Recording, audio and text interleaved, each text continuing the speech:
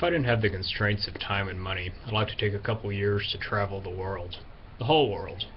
Maybe not every single country, I wouldn't want to be legalistic about it, but most countries in all parts of the world.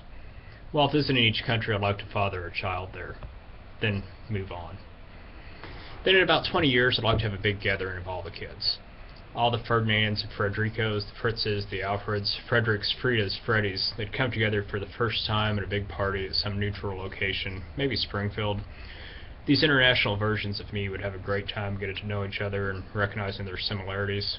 To make for a great cable show, it'd be glorious.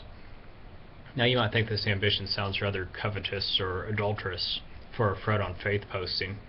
Both those things make the top 10 list of sinning.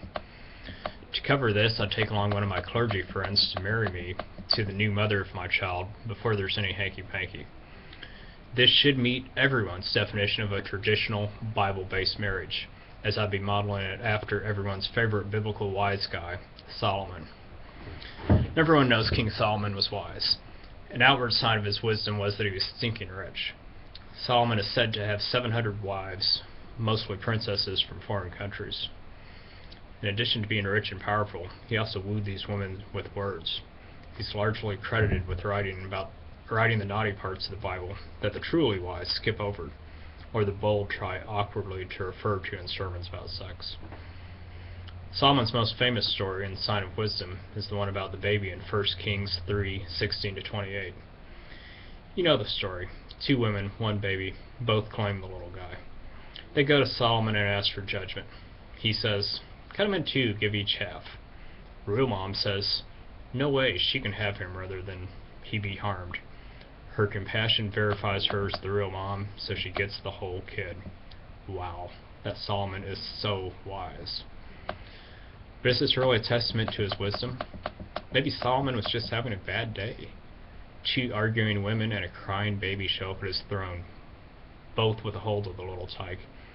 And Solomon says, cut the kid in half just to get rid of him. Remember, Solomon had 700 wives. He may have not valued babies all that highly. So that's it. We have 1 uncut baby and a bunch of mediocre poetry erotica, and 3,000 years later, everyone's still talking about how wise this guy is. Those 700 wives eventually led him astray because they lived with him and had undue influence over him. Remember, in my plan, the foreign princesses would stay in their respective homelands. Who's wise now? But no, I'll admit that I believe Solomon was pretty wise, but I don't attribute it to his wealth, his women, his royal custody disputes, or his creative writing. I give it to him for his prayer. 1 Kings 3:5-14 describes God appearing to Solomon in a dream and asking what he desired. His only request was to have an understanding mind and to be able to discern good from evil. Right answer displeased God. Rather than seeking more money, long life, or the defeat of his enemies, the one thing that Solomon wanted more than anything else was to know how to do the right thing. An earnest prayer for the gift of discernment is one that we can all pray together. Let's do that now. Dear God, you've heard our prayers to change the hearts and minds of others. You've heard the countless prayers asking you to divinely intervene to change the course of nature. Forgive us for failing to pray the prayer that we should all pray every day, the prayer for the wisdom to do the right thing. May we all be more wise. Amen.